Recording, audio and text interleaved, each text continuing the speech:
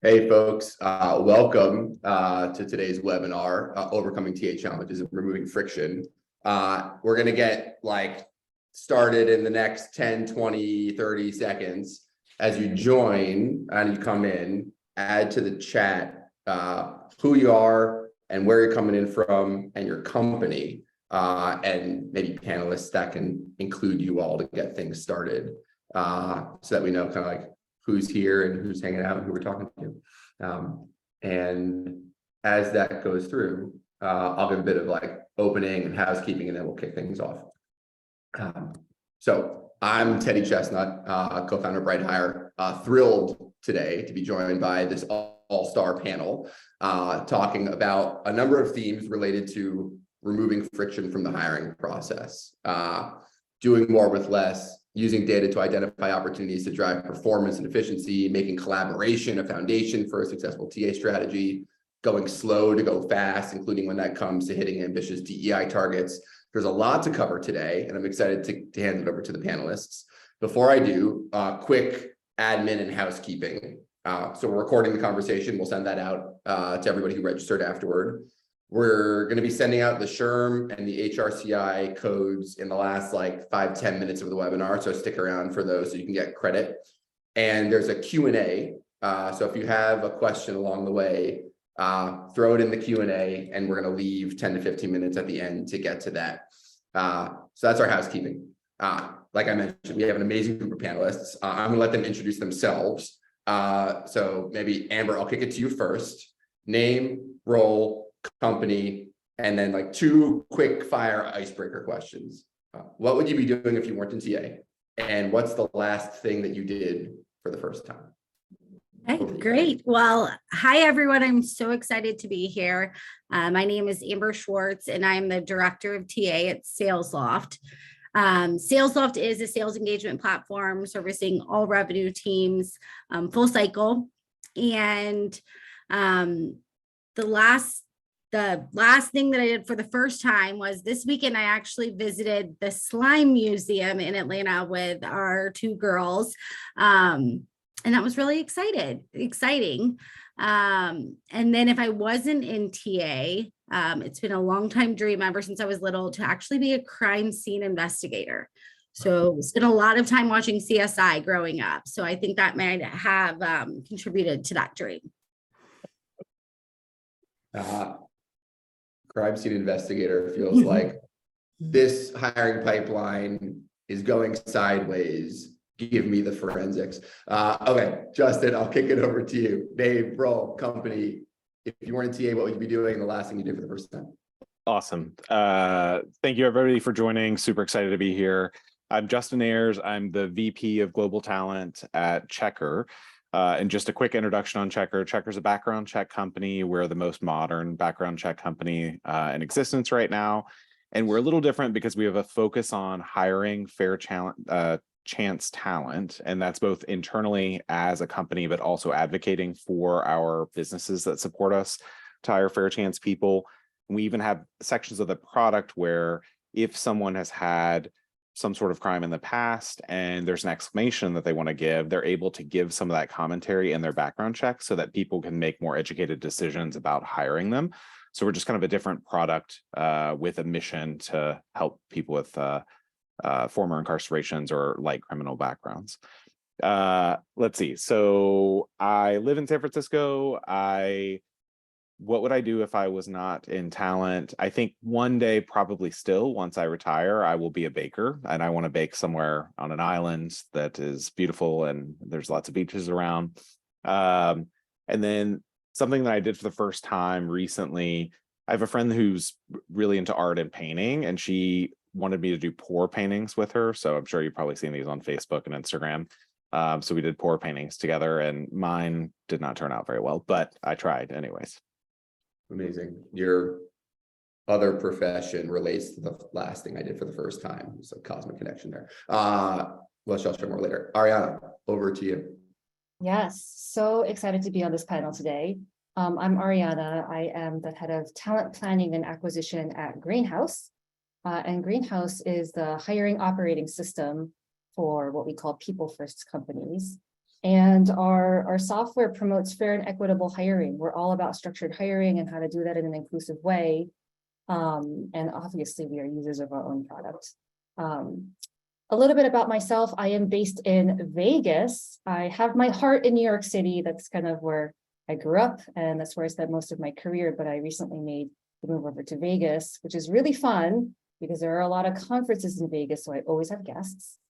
And let's see here. The last thing that I did for the first time was last night my in-laws were over, and my mother-in-law had a kind of like a book of holy songs from church, like her church, which Ariana in the past probably would have had a little bit of an allergic reaction to that, but we ended up having like such a blast because we busted out the piano, we started playing that music, and I really enjoyed that. They had to like drag me away from the piano.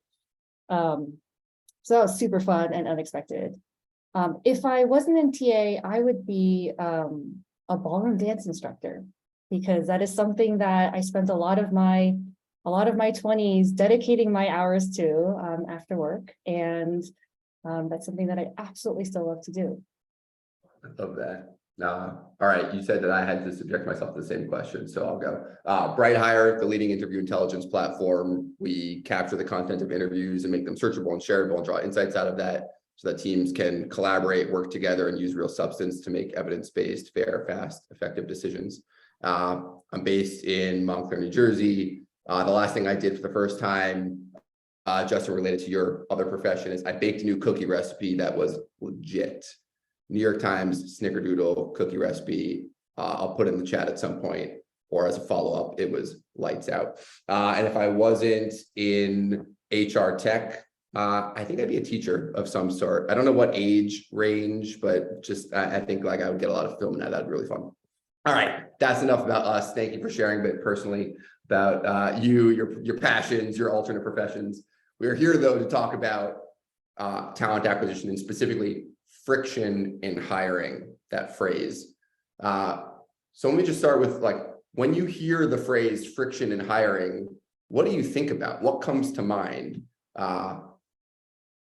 You might perceive that friction is always a bad thing. Maybe sometimes it's a good thing. I don't know. I'm interested to hear where your brains go. But maybe, Justin, let me kick it to you. Friction in hiring. What are like the first things that come to mind?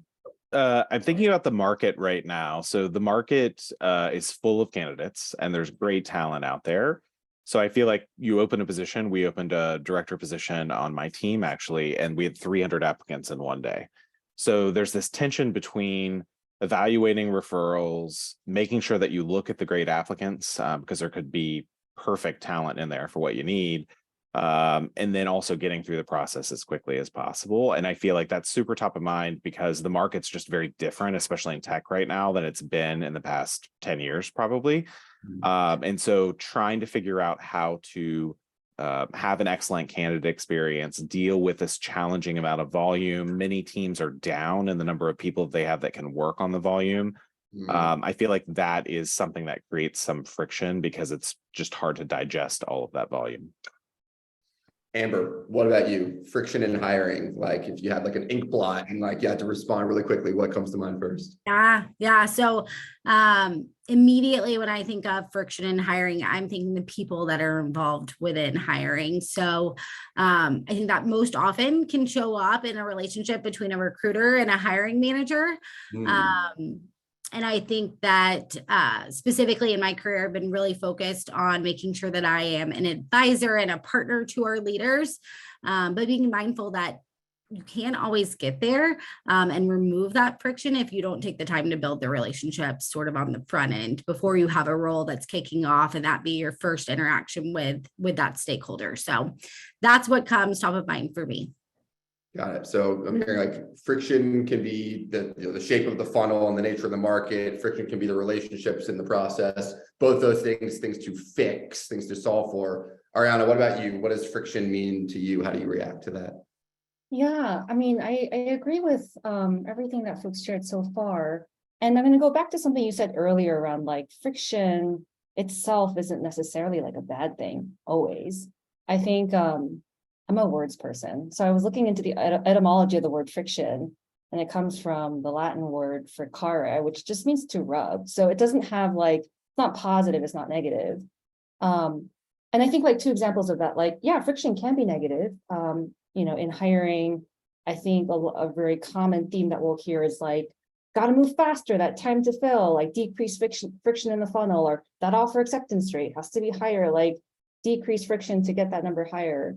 And there's so much focus on like doing things within the process to decrease friction. So I think that's like an example where it's a little bit more of a negative light, but I think friction can be a positive thing. And I think where my brain goes with that is, for example, we tend to make snap judgments about people, like when we meet them, first impressions, when we review a resume, and friction in a process, which is, one area that Greenhouse is all about. Like, how can we not make those snap judgments? How can we actually interrupt us going on, autopilot and make more inclusive decisions? So in that way, like, friction is good because it'll slow you down to be able to make more inclusive decisions.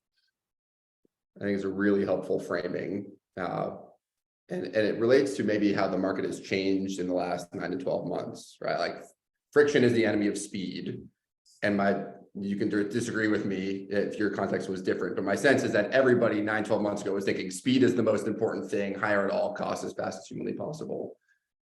So that might change a little bit. And we also heard friction can exist in different parts of the process. Amber, coming back to you, thinking about the definition of friction or where it shows up the most, how has it changed for your team over, say, the last 9, 12 months? Like, have the points of friction changed over time? Are you focused in a different spot now than you were before? Yeah, I think to kind of play off of what Justin's definition of friction is, and relate that to the market today, there's an influx of amazing talent that's available. And so for some stakeholders, they think, great, that means that we have so much talent available, we should be able to fill this role super quickly.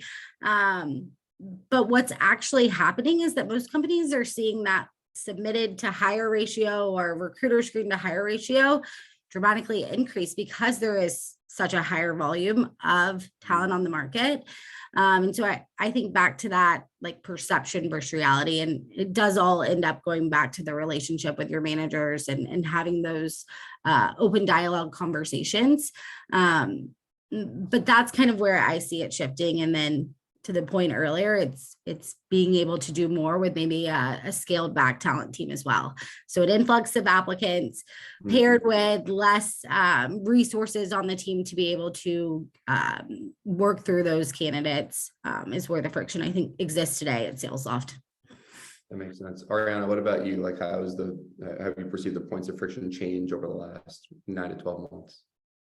Yeah, it's a good question. I think where my brain goes with that question is the friction between people planning and business planning, because I think a lot of businesses have had to pivot, like how they're thinking about their strategic plan for 2023 and beyond, especially those of us in tech. Like, so many of us, maybe all, are in the midst of navigating like a pretty challenging macroeconomic situation. And so, the things that come to mind are some of the conversations that we're having at Greenhouse around being really prudent about future plans as a company. And where the friction part comes into play is like, it's really easy to adjust numbers on a spreadsheet. And it's really easy to adjust kind of like, hey, like, here's how we want to think about our plans, or when it comes to budget.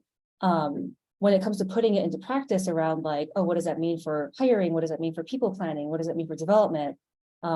What's really easy to adjust on a spreadsheet, like, is not necessarily so easy to do, like, in a quick fix when it comes to implementing it across your people. It requires a lot of thoughtfulness, tons of org-wide communications, like a lot of alignment and like holistic prioritization. And I know that's not super recruiting specific, but I don't think recruiting is like independent from that. So the reason that comes to mind is like, yeah, like there are a bunch of businesses that are relooking at that. And I think that's a good friction. Like, yes, like you can't make changes as quickly as on a spreadsheet, but it is a good friction that exists within the business to make sure that, you're being thoughtful in your approach. Super helpful. We've been talking about friction primarily looking back at our own teams, our own processes. Justin, I imagine, like, from a Checkr perspective, you're thinking about like reduce as much friction as possible as we need to get a background check done, because that's a great experience for the candidates. How do you think about friction in the candidate experience? Where is it helpful to introduce friction for your candidates? And where do you want to like reduce as much friction as humanly possible? I think that, there's this tension between moving as quickly as possible. So especially in a market where a candidate may have multiple offers, you have to make sure that you can get your offer out as quickly as possible and not lose the candidate. But we also, as Amber was saying, there's a lot of candidates right now. And so you want to make sure you're making the right decisions. And maybe this is a time to slow down a little bit. For many of our roles, we have a working session that we use, which is after the interviews have been completed. And it's mostly about seeing how the candidate interacts on the spot, answering questions about some work they've done ahead of time. That does slow things down for certain, but it helps us make the right decision and ensure that the person, many people interview super well, but when they actually have to deliver on work product, or they have to, be able to explain their thinking behind something, they may freeze up or have difficulty with that process. And so there are areas where we may want to slow down just to make sure that we're finding the right candidate. And that doesn't work in every single market. If the market's moving super fast, maybe you can't do those sorts of things. But I think that's an area where friction has been helpful in our process. Interesting. So that's like introducing friction kind of at the end of the process to make sure you're getting to the right outcome. I'm sure a lot of folks on this webinar, and like Justin, you alluded to this yourself, are thinking about friction at the beginning of the process. We have so many applicants. We have a smaller team. Can we introduce some level of friction at the outset so that we spend our time kind of more efficiently or effectively? Amber, Ariana, are you thinking about in this context, like introducing anything, or have you put anything in place at the top of the funnel that maybe introduces friction for your candidates, like, I don't know, an assessment or a one-way video interview or some sort of exercise that they have to go through where maybe we would have worried about drop off before, but now we're actually glad that we're creating that friction?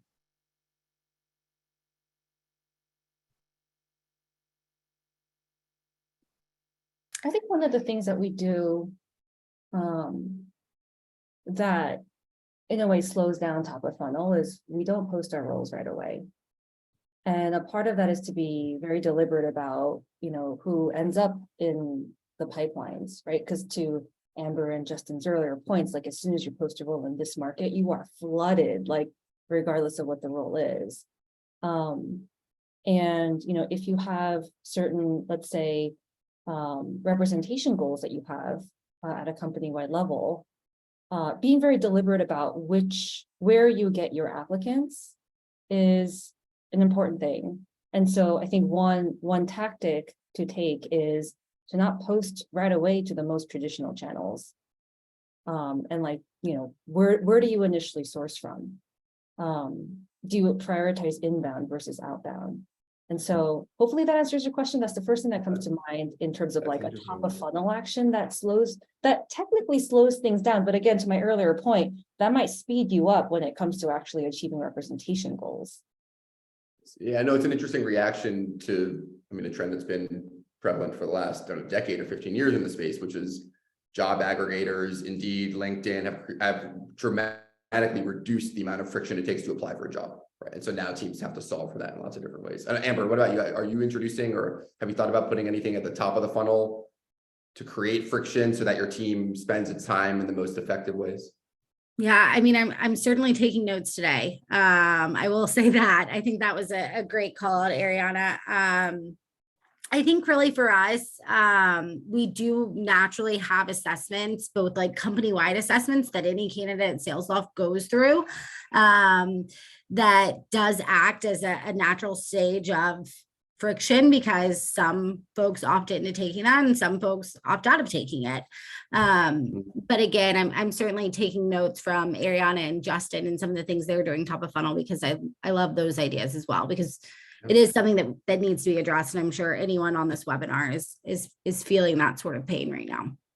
One other just quick idea, just to get super, super basic here, is we've been really disciplined at Checkr about making sure that if someone's ready to hire, they have their not only job description fully fleshed out, but they also have their full interview plan. And for us, that means they know who all the interviewers will be, what the pool will be. They know what questions they're going to ask the candidate.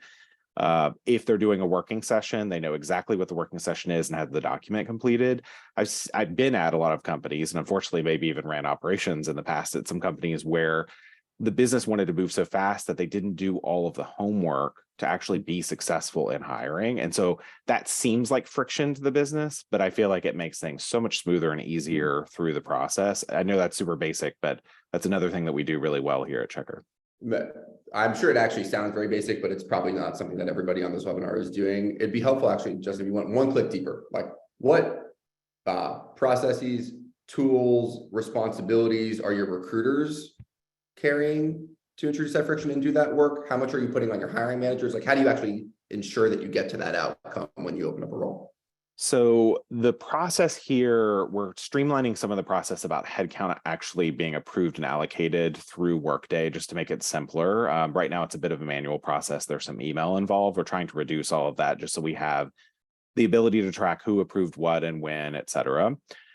We're trying to get as many documents stored in systems as possible. So we expect the hiring manager to have the job description and the interview plan ready before we start the process, and to give that to the recruiter.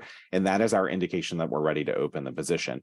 The other like smart piece there is that when you get the job description, if you look at it and say like, you are looking for, you know, an acrobat that can, you know, bake croissants, that dances on the weekends or whatever. It's like, no, we can't find all of that. That doesn't exist. So let me help cater the job description to what the market bears. You might even look in something like LinkedIn and Talent Insights and say like, hey, the pool of talent in San Diego or wherever you're looking for this person is so small, we're not going to be able to find what you're looking for. So I just think that doing this little bit of prep and having these expectations and kind of a charter with the business of, I need this from you so that I can move faster on my side is really critical. Super helpful. Yeah, I would love to build upon that because Justin is Please. speaking my language with structured hiring, which is what Greenhouse is all about. And I just want to like +1 everything that Justin said. You know, my big takeaway is one of the things I think is really important is co-building the interview process with your hiring team. There is a part to play where between the hiring manager and the recruiter. It is not just a recruiter thing to be able to find someone and like know how to interview them. It is like a joint effort. So that felt like just something I wanted to +1. And like the recruiter is someone that has visibility into things that a hiring manager not necessarily would. Things like, you know, what's on the market, which Justin referred to, that acrobat who bakes croissants, but also things like, hey, the recruiter might have insight into how we're leveraging interviewers across the company. And like, do we have, you know, good representation on our panels? You know, are we overusing a certain subset of people in the company or over relying on a small group of people when it comes to interviewing? And if so, why? Like those are, you know, more holistic questions that a recruiter can introduce to be overall more strategic about how you're approaching a search. We're already talking about the importance of really close collaboration between TA teams and hiring managers as at the beginning of the process, maybe introducing a bit of friction in the process in order to get to better outcomes. But we also talked, and I think Amber, you brought this up earlier, about relationships can be a source of friction in the process if we aren't aligned or if we, you know, aren't seeing eye to eye and what the profile looks like. So talk to me about how you've removed, uncovered, addressed, kind of spoken to and removed friction when it's coming from actually the people in the process, the relationships in the process. What does that look like for you, Amber? Yeah, I think sort of the reasons behind that friction is there's either expectations aren't clear on both ends. So to Ariana's point, hiring is a team sport.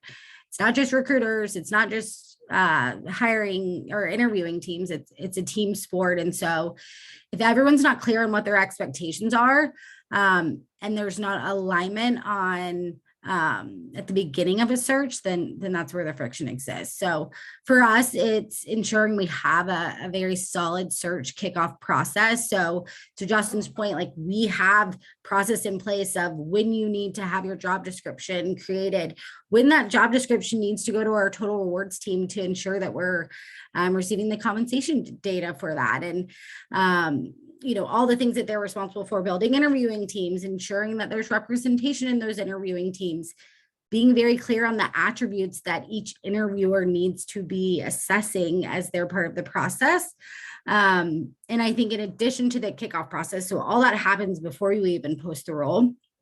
How are you debriefing post interviews? I think the friction that often exists there is it's impossible to get an interview team of 6 all together at the end of an interview process. And I think one way that we're working to remove that friction is when we kick off a search, or when we're getting to that stage of the process where debrief becomes extremely valuable, we're scheduling that at the same time we're scheduling the interview. So and so that allows everyone to come together, right? And I think the last thing is, I think the reason why all this is in place is because all of us have experienced a time where we've gotten midway through a search. It's been open for 3-4 weeks, and it's, oh no, we're looking for the wrong person. Or actually, I changed my mind. I don't really need this. I need that. And so the realignment pause is what all of us are trying to avoid in our roles, right? So those are a few things that I think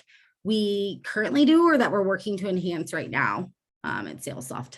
Super helpful. Justin, what about you? Is there anything that you found particularly helpful to remove or kind of get ahead of or prevent the potential friction that comes from misalignment between your recruiting team and hiring managers and interviewers in the process?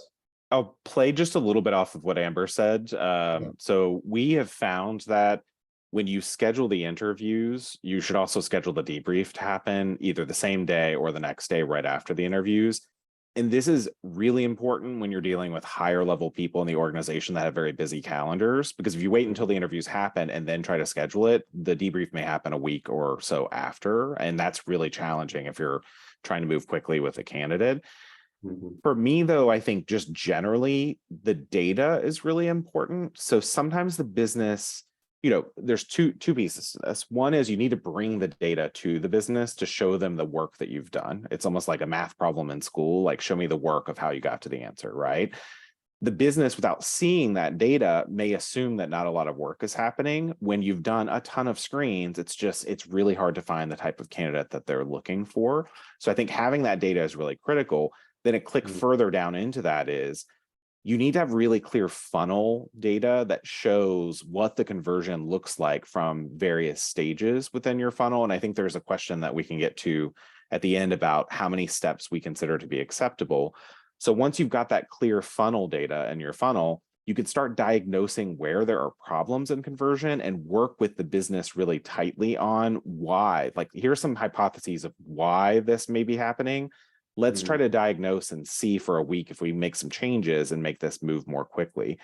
Sometimes the hiring manager has an excellent point of view of what they want to hire for, but they have not given that point of view to the interviewers on the panel. So the interviewers are assessing for something that's completely different than what's in the hiring manager's mind.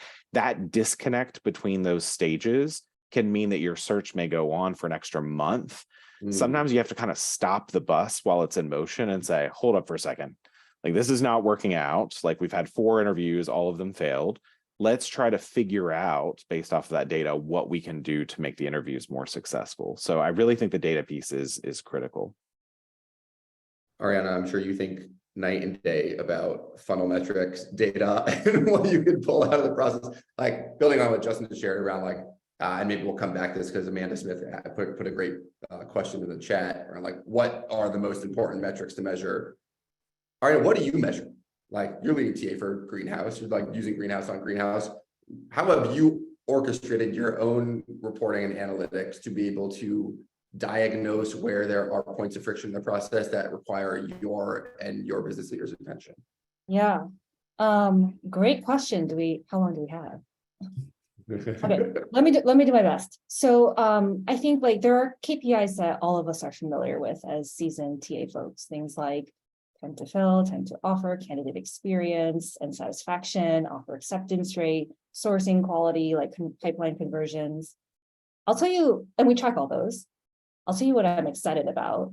We're working on a project right now that I've coined as our quote unpacking project. And I got this idea coming from a conversation from this awesome head of talent. Her name is Carla over at Reddit. Shout out to you, Carla. But essentially, the unpacking project is when it comes to forecasting roles and when it comes to forecasting start dates, there's a lot of like backwards math that you have to do where your data has to be really good. And historically, we used to be like, okay, like our average time to fill is 45 days. That was our target for the longest time, agnostic of department. We just like just applied that to everything. So we were just like, okay, backwards 45 days, maybe plus 2 weeks for the kickoff and plus, 2 or 3 weeks for the notice period. And that was like our rough way of calculating backwards how to unpack a role that you're forecasting for. I think like averages are great, but they're sometimes not helpful if you're like hiring at scale. And so the thing that I'm really excited about is this idea of getting more specific about the unpacking forecast by department, by role, looking at historic data. And so, I have a really awesome talent operations team, shout out to them. And they've been doing a deep dive from like pre-COVID metrics up until now, like when it comes to looking at sales hiring, for example, like how are we getting better at unpacking the role? And there are actually 4 stages to what unpacking is, which is from the kickoff meeting or intake meeting, whatever you call it, to when the role is live, to how long the role is live, to offer, to like someone getting to the offer stage, and then like offer actually being extended to being accepted. What is that time frame? And then offer acceptance to start. Like, what is that average notice period? And we're like calculating that and running averages sliced by department, sliced by team. Which again, like there's like so many useful things that you can do with that data when you start seeing like inconsistencies across roles, across managers. We have a hypothesis right now, which is like, oh, like, I wonder if the hiring managers that were newly hired and hiring for the first time at Greenhouse take a little bit longer with all the stages. And so again, to Justin's point, like in order to create any sort of like hypothesis with legs on it, you need the data first. And, that's one of the things I'm excited about. Like, how do we use the data that we sit on, break it down by department so it's more relevant to specific teams, and then use that to actually forecast more effectively. Like, hey, if the business asks for this head, we actually have, based on historical data, what we expect it to be. And again, like, historical data is flawed in so many ways because like, the data has just been a little bit wonky for the last 3 years, but it is a place to start. And I'm excited about taking that a little bit more of a granular approach when it comes to forecasting for the future. There was a lot of goodness in there, and there's some follow-up questions. I'm like, cool, but I'm a small company. How do I do that? Like, where would I start? And so I'd love to put that back to you, and maybe also with the color of like you talked about like 4 phases. Like, the roles kicked off to, we get the interview process started, interview to offer to accepted to actual start date. In those 4 areas, is there one that you feel like you have the most opportunity to create leverage for the business around? Like, have you seen the data, or do you have a hypothesis? Is there something counterintuitive there? Like, where would you start? Good question. I think the piece that's least in our control is offer acceptance to start, right? Because like different people have different notice periods, also impacted by different geo. Like Europe is very different than the US. I think areas that are very controllable are the 3 above that. The area that's actually the murkiest is from the kickoff meeting to when you're like, actually the role is live and you're doing things with the pipeline. Like that variability is like pretty wide. And we started conversations at Greenhouse not too long ago about like narrowing it down, because like, why does it only take, one team 5 days and another team 5 weeks to like get a role live? Like, what is happening there? And a lot of it is around enablement. A lot of it is around context. A lot of it is around our goals aligned. So I think like with that particular metric, like that's where my brain goes. To go to kind of the spirit of your question, if you're like a smaller startup, just spinning up, maybe a starter KPI kit. I think at the end of the day, you want to ask yourself, like, what are your goals around hiring? Do you have a specific timeline to hit? Do you have specific, again, going back to diversity goals? Like, and I keep emphasizing that because that's something that tends to go out the window in times of constraint. But I think it's something that's really important to continue emphasizing throughout the life cycle of a company. So again, like, it all comes down to your goals, which might dictate like what are the metrics that you actually care about. Because when it comes to, metrics to pick, there are so many. So how do you filter it? And you should filter it by what you're trying to achieve. Back, Amber, over to you on this one, but like back to the idea that the landscape has shifted a ton in the last 9 to 12 months. Maybe the goals have changed. So maybe the KPIs that you need to measure are different today. Like, how are you thinking about what data you have and what data you need in order to make sure that your team is operating at the right level of kind of performance and productivity? Yeah. So I think historically, a metric that all TA leaders have looked at is that like time to fill or time to hire. And oftentimes, right, it goes back on the TA team. When in fact, time to fill, we only have so much control over that as a TA team. So one of the things, and this started before, well, it probably started when the market started to turn, but one thing that I'm focused on right now, working with both our finance team and some additional internal stakeholders, is, does time to fill matter, or does hiring at the right time matter? Right. So that goes back to having a really great forecasting and a great relationship with your finance team or your rev ops team or a product ops team to really understand, like, we need this person because of this business reason at this time, and kind of working backwards, as opposed to just saying, hey, like, we need to be able to fill every role within 45 days. Because in some cases, for difficult or hard to fill searches, it's going to take longer than 45 days. But if you get the right person at the right time, does that outweigh how long the process took? So I think that's something that I've really been trying to play around with, because for so long, I think we've been beholden to a time to fill, which is, to Ariana's point, based off of an average in most cases. And it's just not necessarily breeding the right way of thinking as it relates to bringing us back to the business.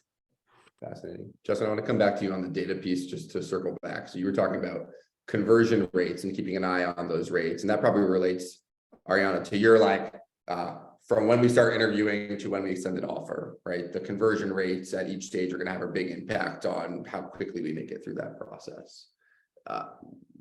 Justin, what are the specific conversion rates that you look at? Like, which stages do you find most productive or valuable to dial into? Like, recruiter screen to hiring manager screen to, on-site to offer, accept. There's like so many places where you could measure the pass-through rate. Like, what are you actually kind of keen on? Yeah. So I think, first of all, if we take a huge step back, the way that your system is implemented and the stages that you use are really critical. And I think keeping that as simple as possible is also really important. So I went through an applicant tracking system implementation many years ago, and we went from a super complicated system with a lot of clicks, clicking forward and backwards to get in and out of applicants, to a very simple system that only had 5 stages. I have kind of a slightly different point of view on this, but the stages that we use currently are initial outreach, recruiter screen, business screen, which would be like a business phone screen, let's call it, the on-site interview, which we know is virtual for most companies these days, then offer extend, then offer accept. So it's very simple top to bottom, because those are the major bus stops I feel like you need to stop on in order to get a candidate hired. I would say the typical areas, if you're looking at recruiter performance, if you look at the very top and see how many outreaches a person is doing to how many screens they're doing, and then also see how many of those screens pass on to the business, that can give you some intel on the recruiter's messaging. Is it engaging enough that candidates are actually responding? Do they understand the position well enough to pass candidates on to the business? I also find that the strongest business relationships are where the business trusts the recruiter to pass candidates directly to them without having to intervene and tell you, like, I like these 5 people, screen these 5 people. Again, that slows the process down when you don't have that trust and credibility built with the business. The other areas more on the business side are, if there's a lot of business screens, let's say the hiring manager does the business screen, that first phone call, a lot of them are passing through, but then we get to the on-site. What I described earlier could be happening where the interviewers just don't know what the hiring manager is looking for because the hiring manager didn't communicate clearly enough to them what's going on. You also might find that when you dive super deep in, then when you look at people in the interview panel, candidates may be failing because of one interviewer. And so you want to like dive real deep at that moment to try to figure out exactly what's going on. Is the interviewer assessing too hard? Is the interviewer, is there some bias that's entered into the situation? And then there's other things, like you can look all the way down at the bottom of the funnel and look at the number of offer extends to offer accepts. Are we paying enough for this role? Is the recruiter negotiating well with these candidates and able to close them, pre-closing all the way back through the very first call that they have with the candidate? There's just a lot that you can look at. It sounds so simple and so easy. And I think people try to overcomplicate this, but if you just look at very clean conversion data, I think it tells you a lot of a story that you can use to, partner with the business and influence the business. Are you looking at that at the requisition or role level, the functional level? Like what level of granularity can prevent you from having to run this analysis 973 times versus not losing the important nuance for laws of averages? So we are building this right now. I started here at the beginning of October of last year. My recruiting ops person that I'm super excited about just started, and we're going to start building that. It's the very first thing that she and I are going to work on. We want to build 2 dashboards. One is going to be for recruiter performance, where a recruiter can look at any point when they want to see what their funnel looks like for a different business unit, so they can cut it by that, for a hiring manager, for a role. They also can look at other recruiters' performance, which I think sounds scary to some people, but it's good sometimes to take a little peek behind the curtain and see what's going on in other areas so that you can compare your conversions to other people on the team that maybe you look up to that are more senior, more successful, your mentor, et cetera. So there's the performance dashboard for the recruiters and the recruiting managers. Then we're going to have a business dashboard that has very similar information, but maybe not quite the depth of information.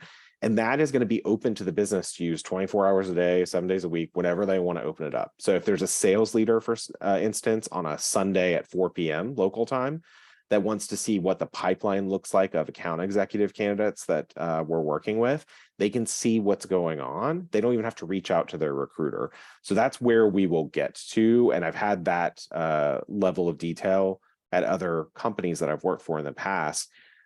Creating 2 simple dashboards that may not meet the needs of every business unit out there.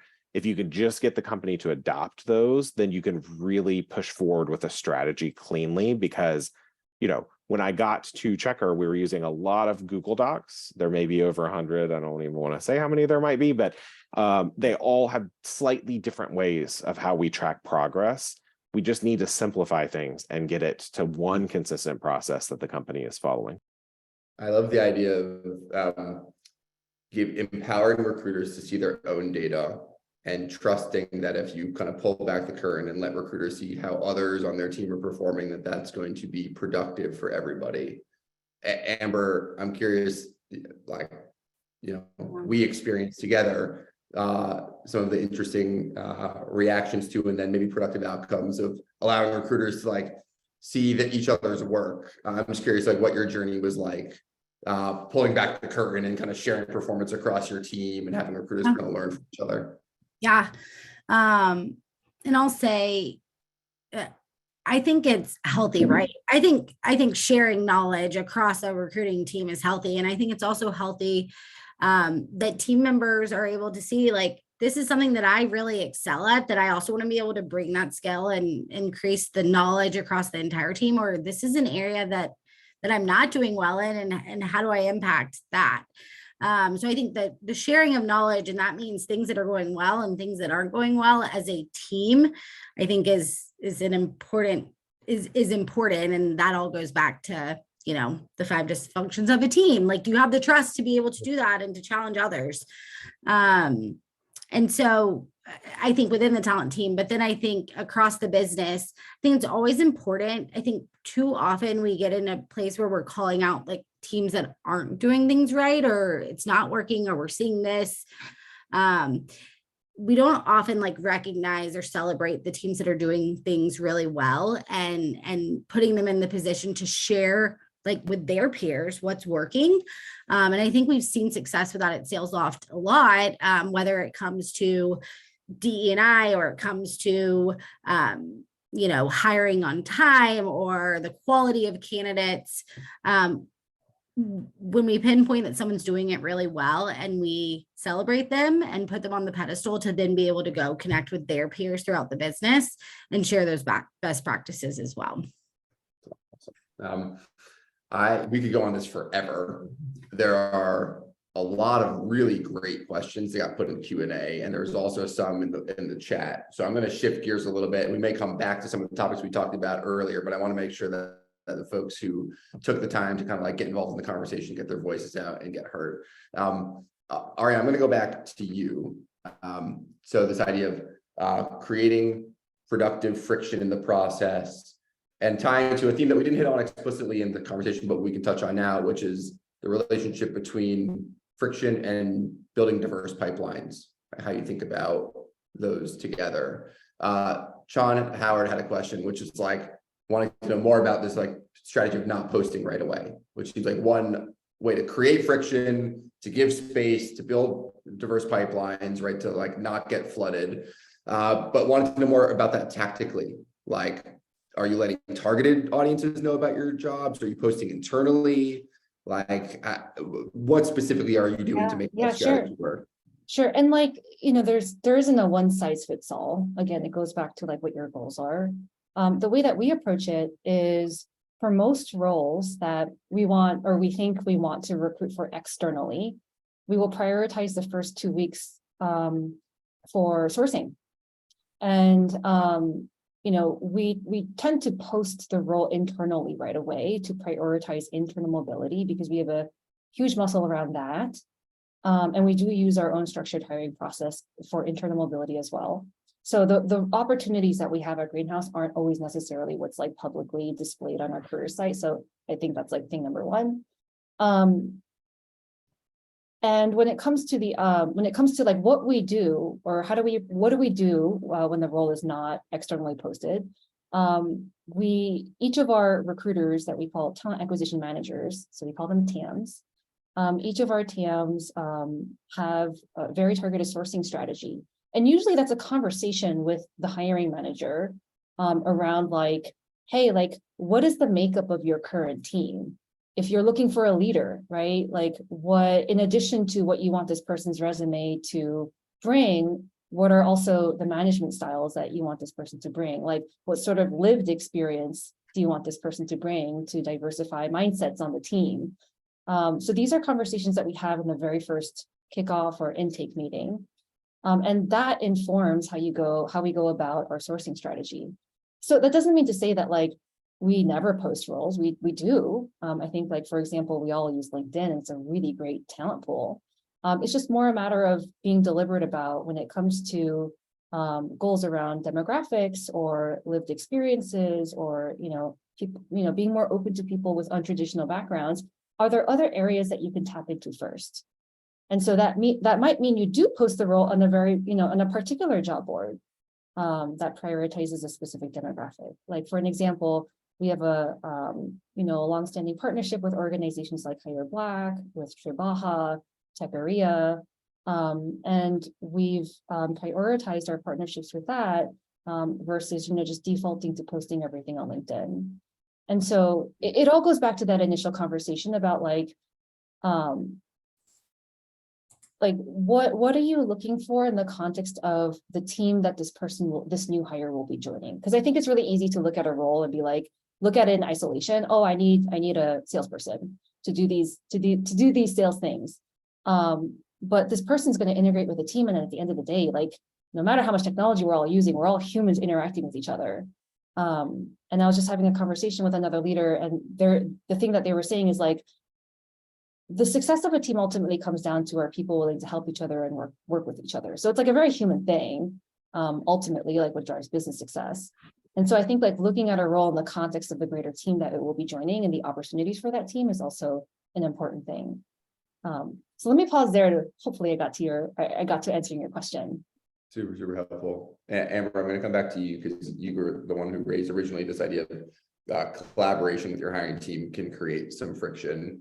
Not all of our hiring managers are patient, understanding, thoughtful, related to like the talent market. And there were a couple questions in the chat around like, how do you build the business case or kind of win over hiring managers who have an initial orientation toward like, we just got to move as fast as possible and you need to just get this role filled quickly. Like what strategies, what data have you used to help smooth out that collaboration and kind of remove friction from the process? Yeah, there's certainly, I've come across this several times in my career, right? I don't know that this is going to be like a crazy thing that no one's heard about, but it goes back to the basics of relationship building and really putting, the context of what's most important to that other person, right? So, I am a firm believer that the relationship again needs to start before there are even openings. And the way that you can get time with those leaders to build a relationship is showing the interest in what they have going on and what they're doing and understanding more about them. Most people like talking about themselves.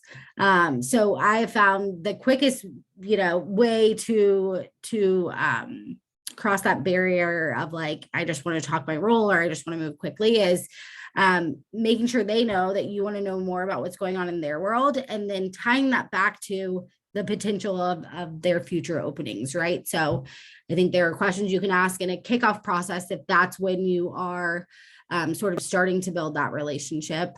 But just making sure that they know that you care about what they're doing, their team's doing, and how it impacts the business and tying that back together, typically, I think gives you the opening.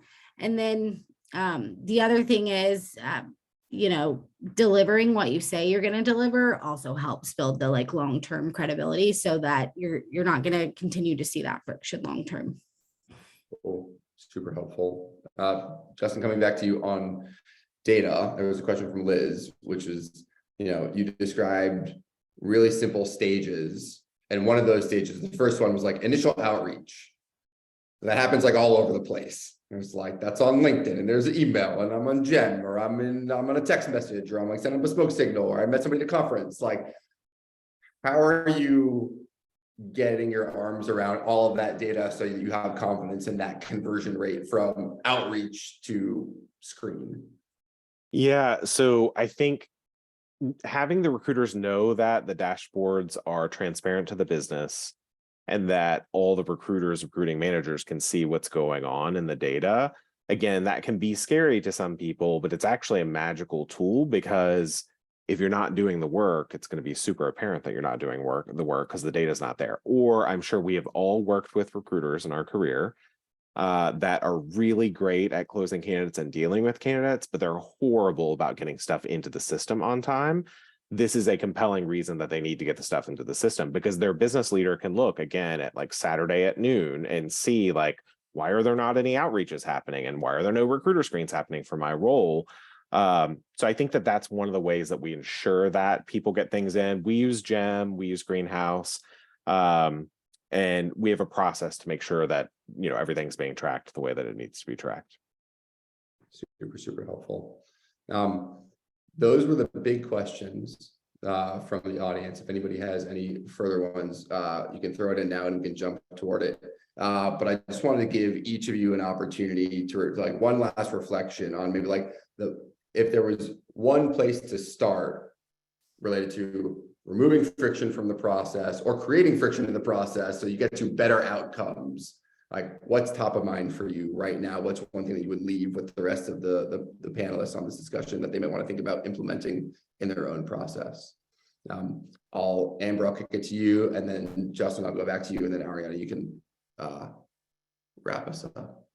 I think what's top of mind for me right now is this idea of automation and how can we use automation in different points of the process or through different tools.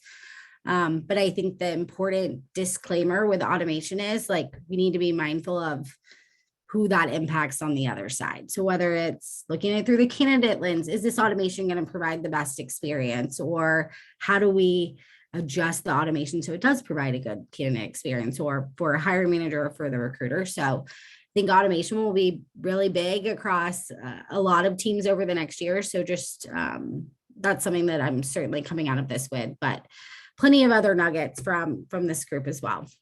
Love it. Justin, what about you? What's like the one thing that you're thinking about in terms of removing friction? I'm going to take a completely different perspective here on the conversation so far, and I'm going to go to diversity and inclusion. So I think one helpful area where you can introduce a little bit of friction to pay off in the long run, if you know that certain communities are underrepresented in your workforce at your company, and you really want to make impact there, and the hiring manager also, you've made a commitment with them that you're going to work on this, I would encourage you for the first week that a role is open to only source underrepresented candidates, because what has been found through the research is the more time underrepresented candidates are able to be part of the funnel, it may take an underrepresented candidate a little while to respond to you, et cetera, the more likely you are to interview them and hire them. What some people do is they have a diversity goal, there's a referral from the hiring manager, they're getting to the place where they're ready to put an offer out on the person, but say they use the Rooney rule, they need to find another candidate to interview to compare to this candidate. Waiting until you're at that moment puts so much pressure on your recruiter, because they know they have a bird in the hand, but they know that they also need to meet these diversity commitments. So the earlier you can start all of that by reducing a little bit of friction, I think that will pay off in spades for you in the future. Super helpful and tactical way to approach that. Ariana, what about you? Yeah, Justin, I'm nodding along to what you said. I love that. I love what you shared there. I think I'm going to bring it back to relationships to continue what Amber was chatting about earlier. I think a lot of the times we encounter friction with stakeholders because they might be reacting to something that's a surprise, or they might be reacting to something that we didn't, necessarily context set on, or their expectations were set differently. And when I think about really great stakeholder management, I think a few things come to mind for me, which is lead with curiosity, and assume good intent. If you do those two things and you really go into any conversation, even if it's feeling a little confrontational, if you really just, truly have curiosity around why do you think that? Or what do you think would happen if we take that approach? What do you think would happen if we don't take that approach? There's a lot of great stuff that you can learn if you just keep leading with curiosity and assume assume good intent, assume that they're a smart person, they thought this through, and they have a perspective for a reason. And then the other thing that comes to mind around stakeholder building is lead with context. One of the things that is a little pet peeve of mine as a leader that bounces around from meetings to meetings is when I get a question out of the blue. I have no idea where it's coming from. And then I have to answer or ask 10 follow-up questions as a response before I can actually be helpful. And so one of the things that, I coach my recruiters to do a lot on is hey, lead with context, especially if you're working with someone you haven't worked with before, high communication, minimize surprises, don't assume that they know what you're talking about. And if you bring them along, you'll probably minimize the immediate reaction of oh, I'm going to resist this just because I'm unfamiliar with it. So when I think of friction, again, I'll bring it back to the relationships, but those are the things that come to mind for me. Amazing. There's so many more questions that got put in that we could spend another hour on. I'm going to hope that the folks who organize this webinar can take the ownership of gathering those questions. We can get them out to the panelists and we can start to answer them. But I'm going to put a big plug in, and I'm going to put a link in the webinar chat to the Shine community. So we've organized this. There's already over 1,000 people in it. There was an amazing conversation going on. I don't know if y'all saw it in the webinar chat around tech stack and what ATS platforms we like. And that conversation is going on in the Shine community all the time. And we can pick up a lot of these questions there. So if this was a productive conversation for you, took like one thing away from it, you can learn probably 10 times as much by engaging in that community there. I really encourage you to join. I want to say thank you to Justin, Amber, Ariana. So practical, really helpful, very insightful, a lot of fun. Next time we'll have like baked cookies on an island while ballroom dancing and jumping in a pit of slime. I just pulled all that together right there. Thank you for the time, super fun. Make sure you take the link to SHRM or HRCI credits for this conversation. And we'll see you on the next one. Teddy from Bright Hire signing off. Thanks so much for joining us.